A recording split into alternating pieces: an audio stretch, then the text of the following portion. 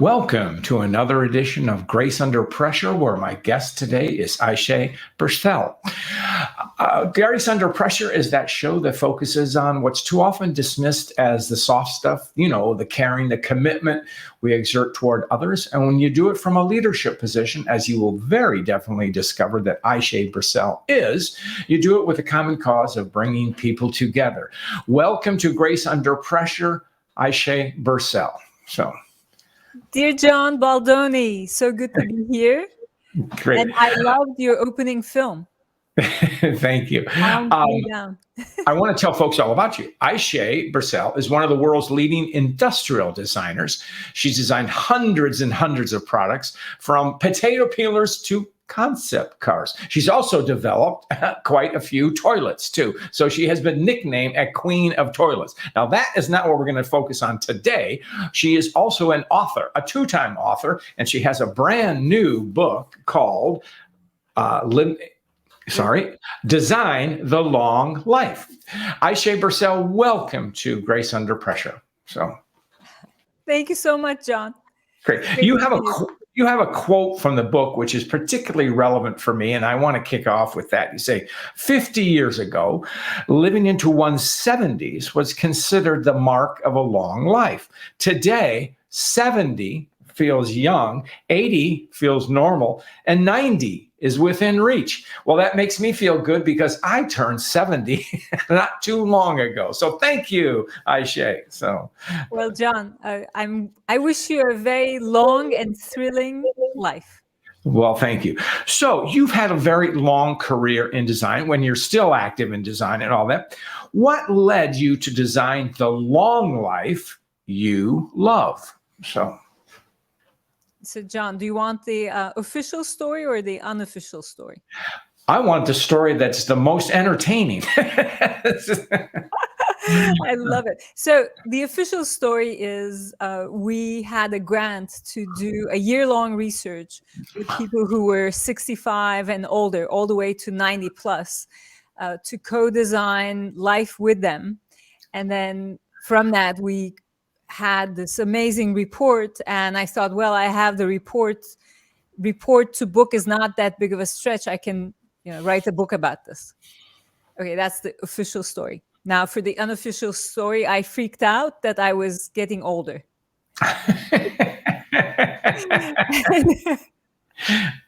And I'm not alone. It turns out that 87% of Americans worry about aging. So I figured, well, if I'm not alone, and this is something that a lot of us feel, well, maybe I could be of help. And great. We need to back up a little bit, because this is your second book, and your first book was Design the Life You Love, which is a Bible for many of us, including Marshall Goldsmith, who said it transformed his life. I have used it in my coaching. And so this is a successor to that book. Am I correct, Ayse? Exactly. So the first book is all about teaching you how to think like a designer, and it gives you a design process to use with your life and the subsets of your life, your work, your leadership, your family, your parenting, you name it, caregiving. But this book is a little bit different in that the first 2/3 of the book are lessons that we've learned from our research from older people. Mm-hmm. And then the 1/3 of the book at the end is now you can do it too. So it kind of shows you how the research was done so that you could apply the same principles and exercises yourself. Great. Well, this book is very tactical and practical, but there's a word that jumped out at me, and I want you to explain it. When we think of long life, you think about innovation. Now, that's not a word I would think of as for post 65 or whatever we describe our age. So how do you talk about innovation? What does it mean for an older person? Well, I think we can think about it in two ways. One, like you said, you started us off by saying, like, this time didn't exist before, right? Mm-hmm. I mean, in the 20s, life expectancy was 53 years old. In the 50s, it was 65 years old, and today it's 80 years old for women and 74 for men. And when you think of that, oh my God, like there's like 20 to 30 more years that we've added. And that, to me, that's the innovation, where this time didn't exist before. And in when you have something new like that, the beginning of a new era, to me it's as exciting as the invention of moving pictures or space travel or automobiles. It's an opportunity. So what are we going to do about it? Great. Yeah, Great. I was just going to say, on an individual level, it's innovative because people who are older are going somewhere no one has gone before. Great. Well, you are a designer, of course, and so I'm showing the cover, Design the Long Life You Love. And there's an arresting image in this, which is a face with some components to it. What if, optimistic, collaborative, holistic, empathic. What does that mean to you, or where does that come from, Ayse? So this is kind of like an X-ray of a brain that's thinking like a designer.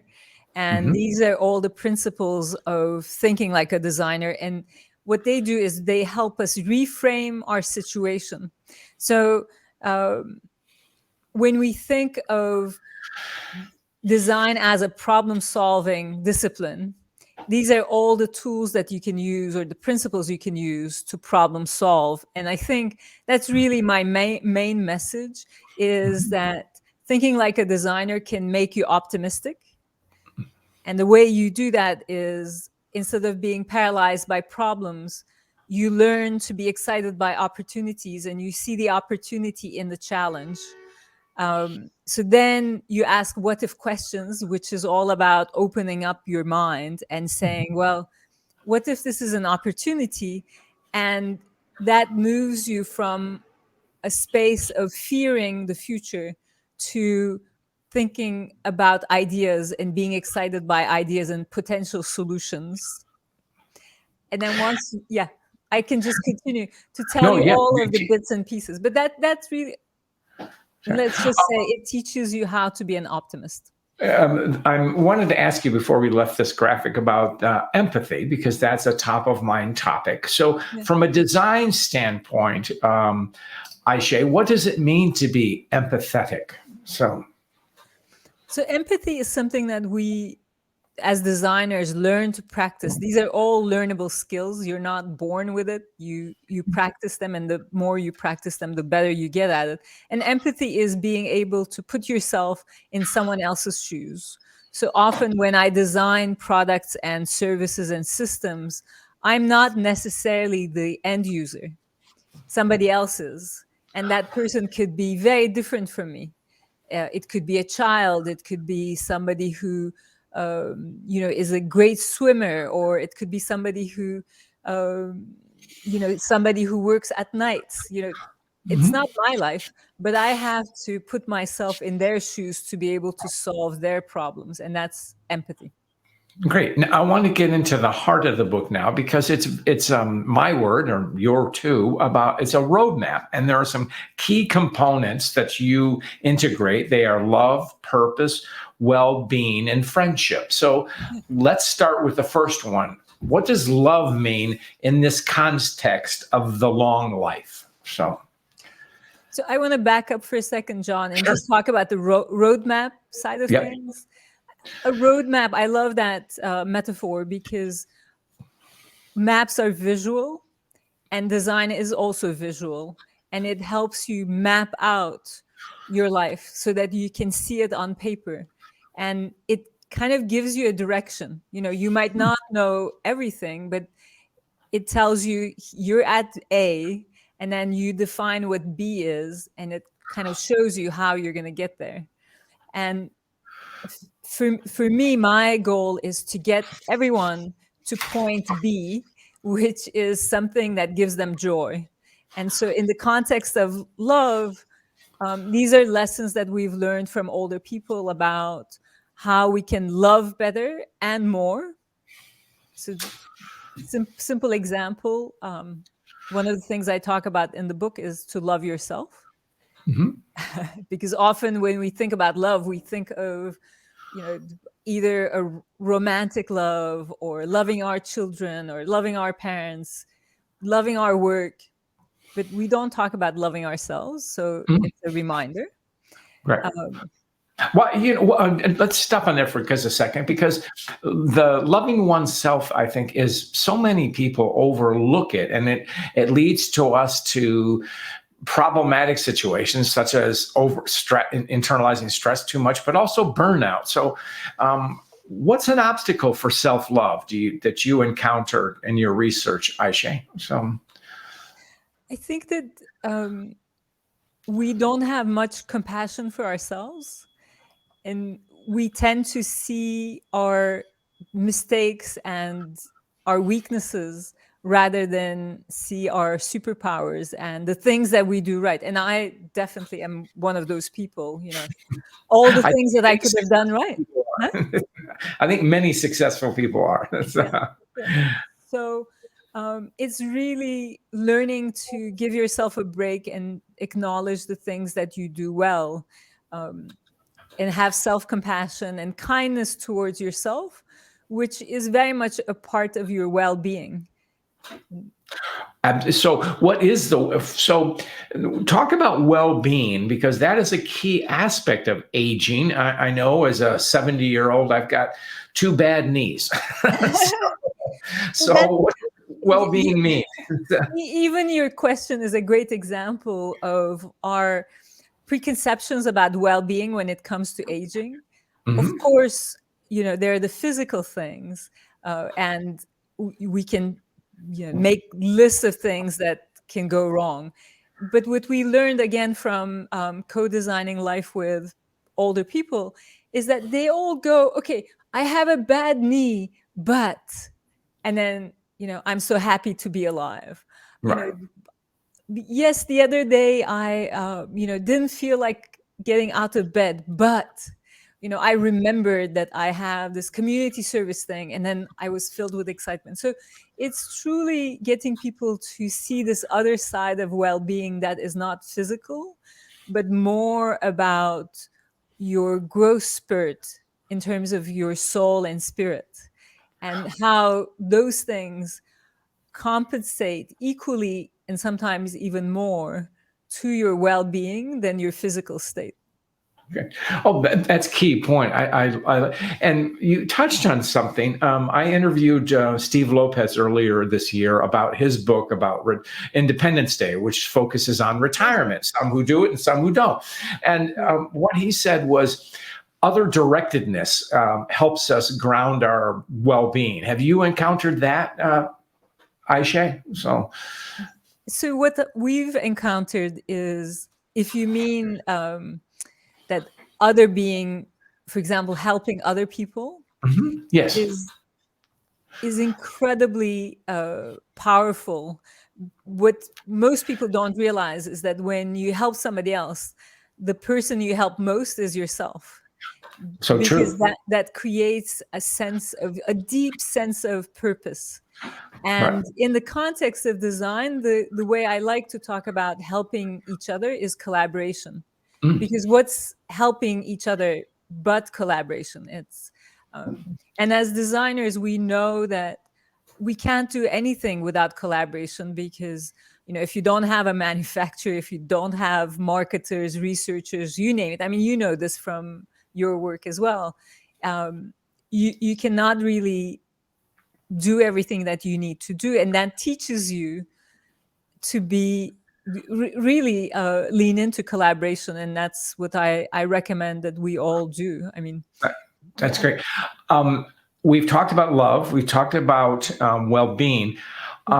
There's a other key concept is purpose. So, what from your perspective as a designer, what have you learned that applies to human behavior? So I mean, purpose is a direct way to happiness, right? So Mhm. but one of the things that I noticed, because I'm a designer and a creative people, most of my role models are creatives, whether they're architects or artists or musicians. And one of the things that I realized is creative people work until they die, basically. There is an incredible sense of purpose, and that sense of purpose is a self-made purpose. It's not an external purpose. So in the book and in our research, we talk about often we have ready-made purpose, and ready-made purpose comes from those structures in our life, starting with our parents, school, work, our own family. All those things give us a sense of purpose. I need to earn money. I need to learn things. I need to do this X, Y, Z. Or even religion and church and temples also give us a sense of purpose. Sure. But there comes a time in our lives, sooner or later, that those structures either recede or we find ourselves where we've done most of the things we set out to do. And now in our midlife, we're like, okay, what's the meaning of my life? Yeah. And that's where you really need to dive into self-made purpose. And that's one, as we get older, we get better at creating that self-made purpose. And one of the keys is what we just talked about, is helping others. Well, so if someone, as on the side or whatever, I have often mentored young people, as I'm sure you do all the time. We do that, and we will have discussions about purpose. But what have you found? So when an older person, a middle-aged person, says, "Ayse, what tips do you have for finding my purpose? Or am I too old to have a purpose?" What would you say, Ayse? So. I'm so glad you mentioned that. Am I too old? That's one thing we didn't hear. And we had some people who were like late 80s and 90s, early 90s. And when we invited them to come design their life, none of them said, "Hey, aren't you too late to ask me this?" They were, yeah, even if, we never know how long we're going to live, but I think we're all wired to want to design our life and do something that brings us joy. And one of the things I talk about in the book is there are different ways that you can create meaning. And creating meaning, whether it's by teaching something, learning something, starting something new, having friends, fighting for something you believe in, standing for a cause. All these things create meaning. And in older people, what's interesting is when I was talking about this lifetime didn't exist before, because it didn't exist before, some of the structures that we're used to earlier in life recede or disappear. And Right. it becomes even more important that we become good at creating that self-made purpose. And so these are some of the ways you can create meaning. I love the concept of this time didn't exist before. I mean, it's kind of like if you study the educational system, the American high school system was designed to create factory foremen who could add, multiply, divide, read, and things like that. Well, I think we're a little past that system, but so much of the high school experience is still geared toward quote old unneeded skills, if we will. Not to say that high school is antiquarian by any means, but we need to keep revisiting things. And so I like your idea about this is a whole new discovery. So we need to take new approaches to the Steve Lopez calls it the last quarter of our lives, assuming we're going to live to 100. Yeah, exactly. Yeah. Now, something you have the love, purpose, and well-being, and there's a critical part, and I'm glad you did, and it's because right now we're dealing or epidemiologists or health professionals talk about this isolation, loneliness is becoming epidemic. So talk about the power of friendship, Ayse. I'm so glad that we're landing here, because it actually goes hand in hand with everything we just talked about. Like, how do you create a sense of purpose, a sense of well-being, love? Actually, all those things are part of friendship. And one of the things, again, we learned in our research is that as we grow older, we kind of lose our ability to make friends easily. So I really wanted to have a whole section in the book about here's how you can make friends. And the making friends is the key, word here, because love, you fall in love or you find love, but friends you make. And the metaphor that I use is, if you can make friends, you can manufacture them. So then What a designer. Yeah. Design your friendship. That's good. Yeah. So manufacture friends. How do you do that? You seek friendship factories. And friendship factories is really trying to deconstruct the idea of what helps us become friends. And these are things like shared time, shared place, shared purpose, and then helping each other, so collaboration, which then accelerates trust. And so suddenly it opens up our minds to what you and I are doing is a friendship factory. Going to a conference is a friendship factory. Belonging in a book club is a friendship factory. And then you start to, if you understand that, you can create instances. That is so important, because for older people, many of whom are retired, and when they retire, they lose the bonds that held them on a daily basis at work, and whether they had friends there or not. And some stay connected, some don't, to workplace folks. And there's another thing. Let me throw a spanner in here, because when you talk about, say, an older person gets into this concept of making new friends, that can be intimidating, and might some of us think, well, I'm not worthy. What do I have to offer, type thing? What if I say that to you, Ayse? You say, well, come to this book club or whatever it is. And I say, well, I don't know what I have to offer. What do you say to that, Ayse? So that's such a good question. I think the way we worked around that was just the way we did the research, is by inviting people to come design their lives with us for a day. And the way we set it up was, it wasn't just that we were learning from them. We said, we also have something to teach you. So it's, I think, finding those hooks where, one, recognizing that you have something to teach me, but then I have something to teach you. And if I can create that reciprocity, then that overrides all the other buttons of like, should I be here? Should I do this? Because it creates a balance. It's now equal, One of the things I love about your book, and it's in your drawings and things like that, and I'll pull up something here, is what we have is an image of an astronaut.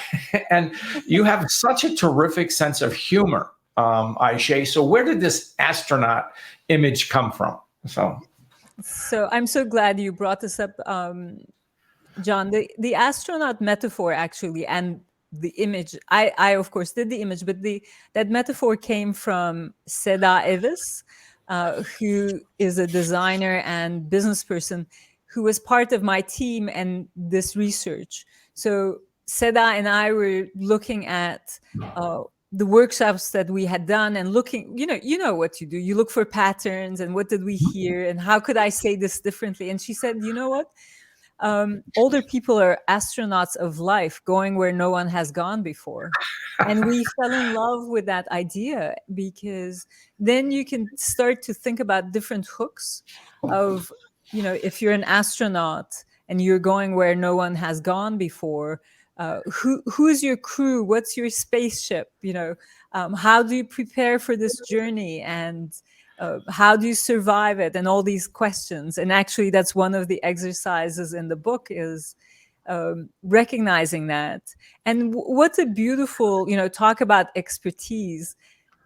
You have expertise of life because you've lived the longest, Yeah. And I have so much to learn from you, and from everybody who's now in this space. Yeah. Now, one of the things I like about all of your work, and I guess it's because you're a designer and you can draw, is just the practicality. And there's a whole section of the book in here of exercises. So, and you are a master at collecting these and putting them. So do you have a favorite exercise or two you want to talk about so we can? I do. And, your listeners might say, exercises, why? Why exercises? Well, because design is learned by doing. So you have to get in there and think like a designer. And I simplify it so that it's really step by step. It's not overwhelming. But the first one that I really love is the warm-up. And the warm-up is kind of like when you go to the gym, you stretch your muscles before you do anything, right? And you kind of get your body warmed up. It's the same thing, but for creativity. And I actually recommend this to everyone who wants to think a little bit out of the box or differently. Do a creative exercise, and it can take you, just like any warm-up, it can take you just a few minutes. It doesn't have to be long. But it will, I can guarantee you, it will change how you think throughout the day. So the warm-up for this book is what brings you joy. And so it gets you, and you can draw these things. So that is the visualization piece of it. And the things that, like, when I did this, it really made me think about, hold on one second. I know things bring me joy, but I hadn't really mapped them out. So then I did like a parade of clouds, a cup of tea. You rarely see me without my cup of tea, and even the ritual of making tea makes me happy. And a good book, good art, those, and my friends, like hanging out with you. These things make me happy, and that warm-up could be, you can draw it, you can take a picture of it, you can send it to a friend and say, hey, these clouds made me happy. I wanted to share it with you. I love that. I mean, I do like the idea of the mind-body connection with the drawing, even if we're not artists, perceived artists, so-called. But just send, say, capture a picture and send that. I mean, so many of us have smartphones. Use them. So, exactly. That's great. Yeah. So Ayse, we're coming to the end of our interview, and we can go on for another hour or so, but your time is valuable. And as you know, I ask every guest a story about grace. Do you have one you want to share with us? So my story of grace is, and I become more and more aware of this, is I really go and grow by the grace of my friends.